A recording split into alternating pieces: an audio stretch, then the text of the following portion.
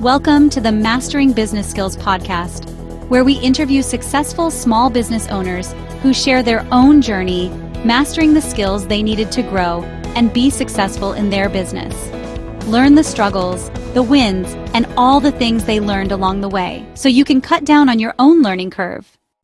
Welcome to Mastering Business Skills. Today we're talking with Ashlan Glazier-Anderson.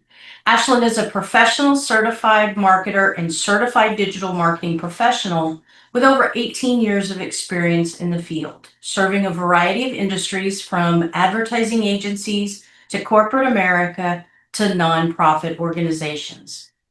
Ashlan launched Ashbeam PDX Marketing in January of 2021 after months of being asked if she knew someone who offered freelance marketing services. And she realized, hey, I know how to do that, so why can't it be me? She thrives on helping clients solve problems and create unique strategies to best reach their target audience, drive revenue, and grow their businesses at scale. She helps build a strong marketing function with the right systems to get more done with fewer resources. Ashlan holds a master's degree in strategic communications from the University of Oregon and a bachelor's degree in business administration, marketing from Portland State University. She has completed a certificate in nonprofit program evaluation with the PSU Nonprofit Institute. Welcome to the show, Ashlan. We're so happy to have you here today.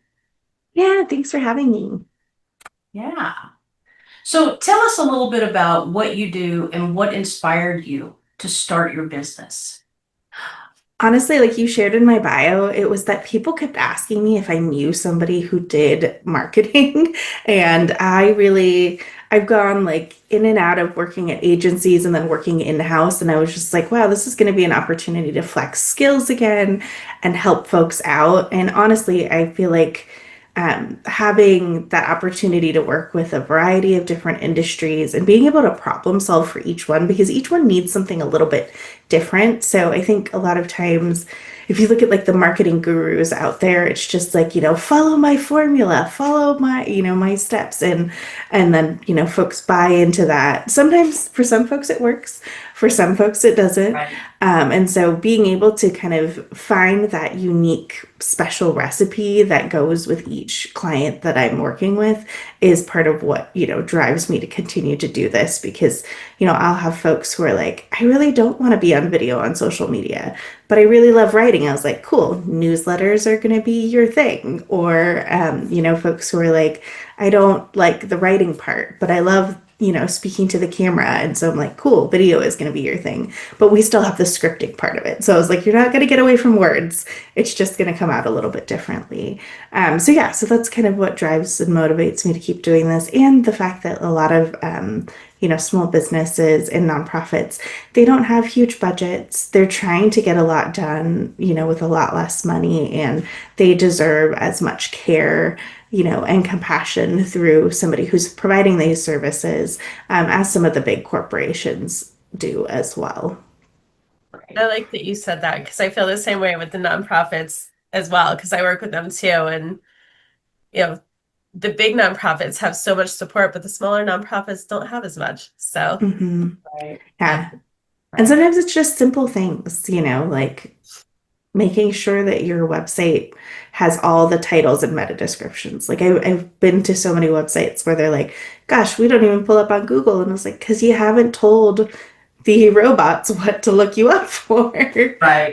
So, just short things like that. And I do sliding scale pricing, which is like not what the gurus say, right? They're like, figure out what you're going to charge. And it's like, well, I want to be able to work with nonprofits that have an annual budget of like $250,000, $1,000, all the way up to the ones that, have a $5 to $10 million budget. But also, if they have that high of the budget, they can afford to hire somebody in-house, Right. Which I have worked with a few nonprofits where they do have somebody in-house, but it's one person doing all the comms work. And then there might be, 24 other people that are working on stuff, but somehow they have to chat with all those people and do the external stuff. And it just, I've been there before working in nonprofits, so it's like I feel your pain, and also I'm here to help you, even if it is something as simple as like, copy pasting social media copy to get it up there. Right. Yeah. And Ashlyn, you have really great college degrees. And outside of that, what is one skill that you needed to learn for your business that wasn't something you actually covered in college? Oh gosh, what is a skill? I feel like there's so many. I feel like we are learning new stuff every day. Like later on this afternoon, I'm doing an onboarding to like a new CRM system that I'm implementing because I can't live off of spreadsheets and, Google contact um, cards anymore. So, just I think that is something that you learn in school is the ability to keep learning, but as you become a business owner, I feel like you're going to have to wear all of the different hats and learn all the different things when you start out, unless you're completely blessed and you have, seed money or capital to start out with. But, some days I'm an accountant. Some days I'm a finance person who's looking at cash flow. Other days I'm a marketer. I think, we get the opportunity to dive into these different things. And I've actually talked to entrepreneurs before who they're like, wow, I didn't realize I liked that so much. So they went into business for one thing, but because they have been playing in all of these other spaces, they've completely morphed what they do because they found joy in some of the other stuff as well. But yeah, I think the biggest skill set is accounting and figuring out how to do your own, bookkeeping and things like that. I did take accounting classes in college, but it was just a couple of them to just understand how to read financial reports. And now I'm like, okay, that category in QuickBooks goes here to here. Right. Very different. Yeah. Yeah. Definitely bookkeeping is not my favorite. Yeah. Yes. Not at all. So looking back, what skills do you wish that maybe you'd learned sooner? Is there anything in particular? I think being more comfortable with selling would be one of the Mhm. things that I would want to learn sooner and how to have those sales conversations. Like I feel really clear on it now. And also I feel like faster in a sales conversation, like understanding that, oh, the person on the other side of there, like, could I help them? Yes. Do we vibe? No. So figuring that out, much more quickly. And I also feel like, especially as a woman business owner, we end up having like a lot of guilt and a lot of shame around stuff like that. But now I'm like, hey, we're not going to be a great fit. Here are some other folks that I know that you can talk to that might be better for you so that you don't have to feel, guilty that you wasted their time, on that specific sales call and you can still be helpful. But maybe, it's not the right fit. Also, I will say I don't refer out people who I think will just be a nightmare to anybody. So I'll be like, we'll just shut it there, because I've had those Yeah. situations before and people are like, why would you send that person to somebody else? So I was like, we don't end up doing that. But I think as entrepreneurs, I think we've all kind of run into that kind of situation.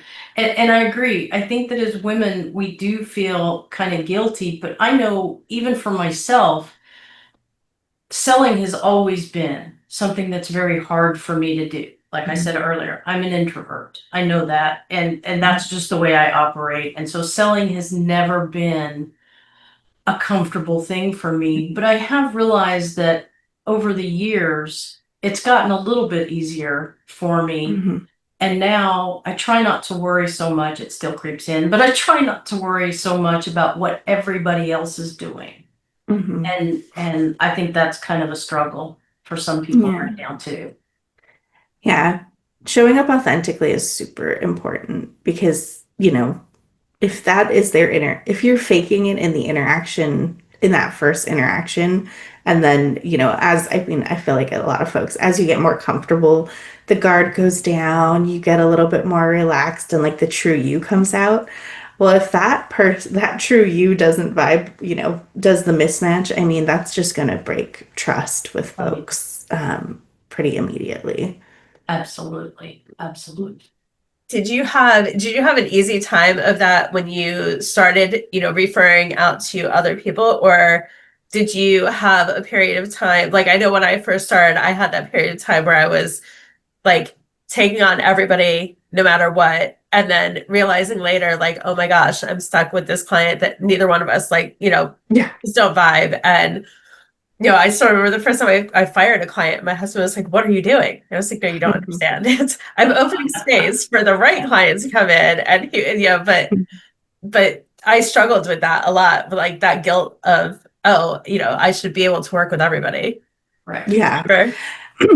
I think a lot of people get into that trap, and then if you are for everybody, you're essentially for no one. Like, you have no differentiation. People are not going to. It's really easy to switch. If I feel like the service that you're giving me, I could get somewhere else. And so yeah, I did. I mean, I took on projects early on that I was just like, oh, let's see if this is it. Like, I did an Etsy SEO project. It was not worth my time or the energy. The client was really nice, but it was like, I was just like, oh, this is nothing like what I thought it was going to be. And so I just kind of took the lesson and just was just like, I'm going to walk away. That's not an income stream that I feel like going down. And then I did offer a lot more. Like folks today, they're like, wow, you still do so much. But I'm like, but it's all in service to like an overall strategy. So I help folks out with their marketing strategy overall. We work on their websites, their search engine optimization, setting up their email marketing platforms. And then what I've been calling now is lights on social media. So I am not going to chase the latest TikTok trend for you. I am not, I'm not that person who's going to be like, you need to show up on stories every day and do this, and that. No, we're placing really well, timed messages, things that if somebody sees, it's going to make sense, make sense to them, sell your product or your service, but it's not, trying to be an influencer basically online, which I do think a lot of folks, when they think of social media, they're like, oh my God, that's what I have to do. So they either don't do it at all, or they're trying to, fake it till they make it in that space. And so yeah, so focusing on those, and then also brand strategy and design. I have a contractor who I love to death, who we have said we will always work together unless there's some crazy thing that happens that causes some fallout. But and that is a lot for folks. But I'm like, I used to offer like other weird, side services like Etsy SEO. I used to offer doing paid advertising for folks. Now I have folks that I would refer out for them because it's just very labor intensive. And I feel like for a lot of my clients, like I have a lot more things that you can spend money on than, feeding Google and Meta, some ad dollars. Like being in networking groups, doing one-to-one conversations, I feel like it can get a lot further with B2B than, basically throwing money at Google and Yes. Facebook. Right. Yeah. And you nailed it a while ago about being authentic. Mhm. I think you have to be right Yeah. now. That's the best way. Yeah. Yeah. I like too the social media part because it validates me anyway, because I am not a social media person. I am a LinkedIn like once a week, maybe a couple times a week poster. But yeah, if you put me on any other platform, my kids laugh at me because I'm still like, I have no idea how to save a picture in Snapchat. My daughter she's like, I've showed you 6 times, you still can't do it. I'm like, no. So, but that's just because it's not my, none of those are my platforms. So, Totally. Yeah. Yeah. And if you could give one piece of advice to someone starting a business, what would it be?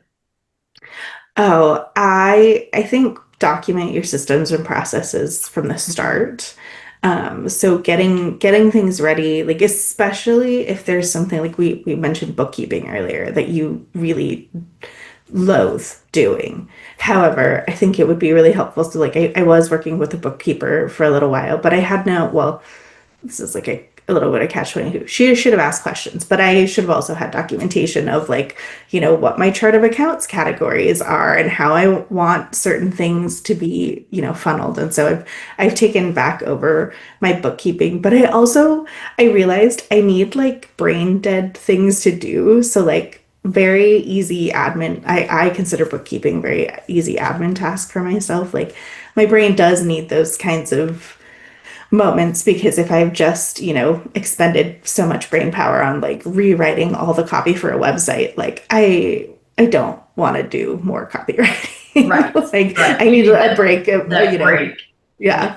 But then there's always more stuff to do. And I do think that that is one of the reasons why I like having so many, such a variety of different things to offer, because I would get really bored just doing one thing all the time.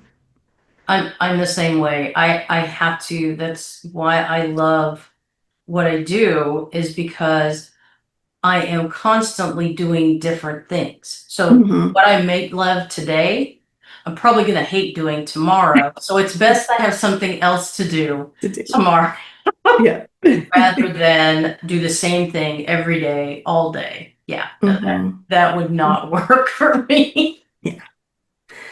Yeah. And I do have those moments where I am in flow. So like I sometimes, will, on the other hand, if I am really in a flow with like copywriting, like I could write multiple people's, websites, or, a lot of times I'll work on blog posts all in the same day because the writing and the editing kind of go Right. together as well. So yeah, it just depends. But yeah, and I think for entrepreneurs, like having the self-awareness for yourself of like, what is it that that brings me joy? What is it that, lights me up? Knowing those things so that you can spend time doing them, because none of us are starting a business because we want to do something that we don't like to do. Yeah. Like Yeah, there might be things absolutely. sometimes that you have to, but you can also, uh, you can also work more to be able to hire, help and different things. And then I would say also take a look around at the other entrepreneurs around you. You never know, your best, ally, best person to go to services might be your friend who does the thing in their own business as well. Right. Yeah, very true. Very true. So I'm curious, how do you continue learning and improving as a business owner? I mean, there's lots of different ways out there for us all to learn. I mean, there's so many resources out there now compared to, 20 years ago. So how do you do that? I keep up with a lot of industry news. So I have like the newsletters that come from things like, Social Media Today, Search Engine Land. I attend webinars and, watch, actually, I shouldn't say I attend webinars. I watch a lot of webinar replays in the Yeah. background for the newest things. So yeah, I mean, I'm subscribed to tons of different newsletters, and I'll stay subscribed to them until, I've noticed some folks like over time the value just kind of goes down. So I do keep track of like, am I deleting this more often than I'm reading this? Okay, unsubscribe, and then we can let something else in that space. But then I think also just like learning from what works from client to client. So because I work with a different variety of industries, there's no reason, something that's working here for an IT services company can't work over here for a product-based company. Like testing and learning is a way that I do a lot of this stuff, and over time just, taking the lessons and leaving behind the challenges, because not everything is going to be a huge success, but if you don't test it out, then you'll never learn whether or not it works. So having that experimentation mindset, and I think really, really understanding what your success metrics are. Like I've noticed lately a lot of entrepreneurs who are like, oh God, that sucked. I launched it. And I was like, dude, you launched that once.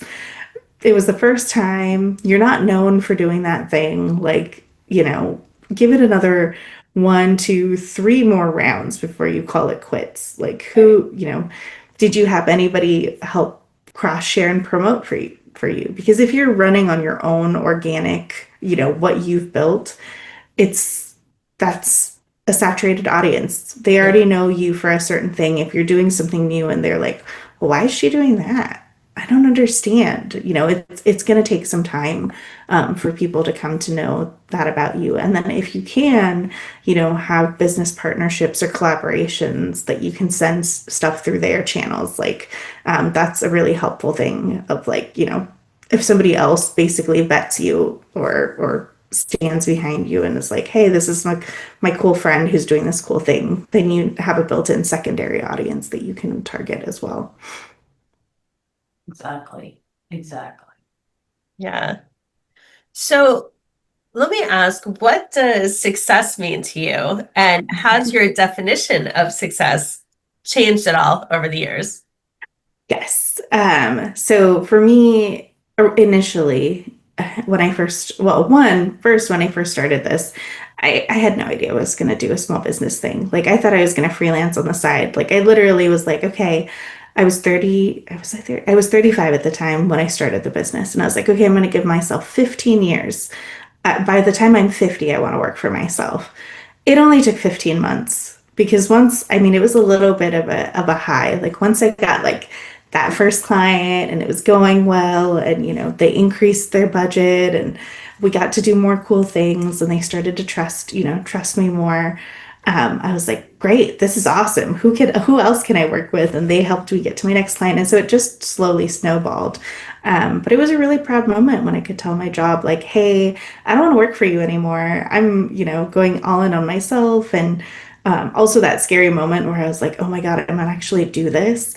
And what I did was I went back to all my clients and I was like, hey, I'm thinking about quitting my full-time job. Do you have more, like, I'm right at the cusp here because, the amount of money you make in your business is not the amount of money that you take home. Like, it costs money to run a business. And I feel like sometimes people forget that. Like, top line revenue, great numbers, does not reflect how much you're making in your business. And so, of course, they said, yes, we would love if you could do, when do you want to start the new list of stuff we'd love to hand over to you. So that was really fun. I took a 17-day vacation to Hawaii to go visit family, and worked like part-time in my business for that time. And then, yeah, right after I got back, I trained my replacement at my old job and was off to the races. And so for me, I thought success one was like making that leap where I could be, all on my own. And then I thought success was building a team. And oh boy, it is expensive to run a company with full-time employees. So I have since gone back to being a solo with some contractors. And realized I hadn't really managed actual teams in my full-time employment previously. I managed a lot of interns, but never like actually paid staff, and that was a learning curve for me about how to motivate people and how to keep folks on task, and then how to manage things if somebody says I don't want to do that, and be like, well, you have to do it because I don't have time to do it. Right. So that's what the you're here things. for. Yeah, this is what you're here for. And so yeah, so that was very interesting. So now I think I don't want the way that I measure success is client retention. So if people are not running away, if I'm making a good choice and, not being like, oh my God, after 3 to 6 months, I want to fire this person, like that's what success looks like to me. So I'm not trying to go for this like astronomical growth. It is retention. And also, you know, the caveat to that is I do want to help a lot of different organizations build, grow, and scale because our nonprofit, like especially with our nonprofits, they do such important work in our communities. They're often overlooked, and with what's been happening with our new administration, they're losing funding left and right. And I've seen a couple organizations decide to close now, and then just a lot of folks employment being disrupted. So if I can come in as a low cost, solution to fill some of those gaps as they're losing resources, that's just really important to me to be able to keep doing. That's awesome. That's awesome. Mm. So I know a lot of people, I have my own that I sometimes do daily. Doesn't always work that way. But do you have a daily personal habit or a practice that you think has contributed to your success? And I'd love to know what it is Yes. and how it helps.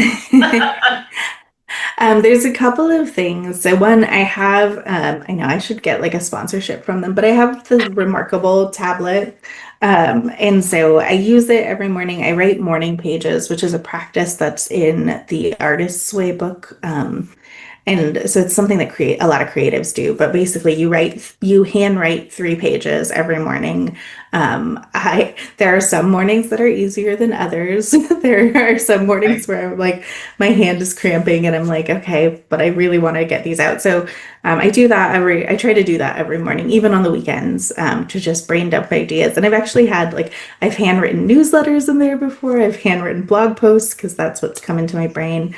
So that is one thing that I try to do every morning before opening up things on my computer. And the same thing here too is I have a daily agenda. Basically, it has like the calendar part at the top and then check boxes below for like things I want to get done. Usually I try to do it the day before, but sometimes it's the morning of. I will rank the things that I want to get done that day with the number one box is like, hey, what's one thing, if this is the only thing that I can get to today, that would make me feel like I accomplished enough? That goes in the top box. The other like 7 things are negotiable. Sometimes they're things as simple as, don't forget, you need to like buy more dog food or something like that. So I do that and I take a look at my calendar during the day. And then every week, usually Monday mornings or sometimes the Friday before, if I have enough time on the Friday before, as I look at my calendar for the next week as well and be like, what's on the docket? What do I have to get done? Are there too many things on there? I do a lot of virtual networking events. And so sometimes I'm like, okay, no, there's no way I can network like 7 times this day. It's just going to be, too much and overwhelming. So taking some of those things off the list, but I have a color coded Google Calendar that shows me when I'm blocking time for client work, for admin work, for networking, and for new business, which is a lovely pink color. So as long as I'm seeing a good mix of color across the calendar all month, I know I'm doing the right things. Yeah, I do pretty much the same thing too. And I think Erin does too. We have color block. Color box, yeah. Yep, and I also have read I got The Artist's Way, oh my gosh, years ago when it came out. It's one of my favorite books. I've reread it so many times. And it's actually comical because I have a big bookcase in my living room, and both of my granddaughters constantly, like, they're too young to read yet, but to do it. Constantly go and pull that, like, that's one of the books that they pull off the shelf all the time and start flipping through it. So yeah, when they're old enough, then they get to read The Artist's Way. I'm gonna have to get that. Yeah, I don't have. Yeah, that's a really good one. Yeah, I actually got another one of her books too. I think the one on listening. Oh, okay. So yeah, that's awesome. Good. That's good to know. I will check into that. So tell me, what's next for your business? And is there anything new that you're excited to learn? Any skills? Any stuff? Yeah, I mean, I have been in this for a little bit, but I am in the process of creating a secondary separate website. So I've been writing copy for a website that will have all the stuff related to nonprofits, because nonprofits and small businesses need the same things, but they talk about it in different ways. And I realized it is a different enough language that my current website mixes back and forth the audiences. And I'm like, okay, makes sense to me, but I could see how it would be confusing if you're like, what does she do? Who does she work with? So trying to create just very separate offerings that really meet the needs of each one and having those opportunities as well. So I do have an upcoming summit that I'm participating in, but the sales page is not ready yet. And then I have a workshop offering that I'm working on that'll launch here soon called Christmas in July. And this is specifically for my small business audience. I know a lot of folks want to run something at Black Friday, for Cyber Monday, for their year-end kind of Q4 sales season. But they are not going to start thinking about that, if they're lucky, until October. If they're not, then they're going to think about it like 2 weeks before Black Friday and be like, oh my gosh, I need to get something set up. So the whole point of this offering is it's going to be 4 weeks to set yourself up for success for Q4. So we're going to look at your website SEO, your email marketing campaigns, your social media, and then your brand and marketing strategy overall for Q4. I'm thinking 30-minute workshops with a lot of different tools and templates that I've used with clients to just introduce this to folks. And then that'll run July into August, and then I will also probably run it again later this year under a different name because as it gets closer, for the last minute people as well. So yeah, that's something I'm excited about introducing to the world because I've done it individually with clients, but I do think that there are a lot of folks who need that and need to be thinking about it in the summer and not, right before year end. Not waiting till the week before Thanksgiving saying, oh, yeah, I could do this. And I'm like, yeah. Well, and then you rush to put it together and then it flops and you're like, oh my gosh, why did it flop? And I used to work for a national jewelry company and I felt like they kept pushing Black Friday, like, it used to be Black Friday sale week, and then it was like the early sale. And I'm like, oh my God, just set things on sale at the beginning of November. Right. There's still going to be everybody who buys last minute. There's still going to be the people who want the deal ahead of time. And then you just have to, live with the cost of selling things at a cheaper rate for a longer period of time. Yeah, absolutely. Yeah, I feel like Black Friday is not like Black Friday anymore. It's just November. It's like, it is. Black month or something, because there's usually a couple of months, even after Black Friday, there's people still doing Black Friday sales. And it's like, okay, we're kind of pushing the limits here a little bit. Yeah. Well, and I think you train your customers too. So, as much as we all come to expect it now. And so I feel like there are companies that need to do it every year now. So that's another thing I talk to people about too, is just so you know, people are going to write this down and they're going to be looking on that day for you to send something out every year. So you want to commit to this, and it is a windfall for folks who can do it right. Yeah, exactly. That's awesome. Yeah, and we're going to put all of your links so people can connect with you in the show notes as well. And thank you so much for taking the time today to talk to us and share everything with us. And we look forward to continuing to talk to you hopefully again in the future and see what's new with everything. And to anybody listening, we hope that you enjoyed the show and that you subscribe and hear all of our new shows as well. Thank you. Thank you. Thank you.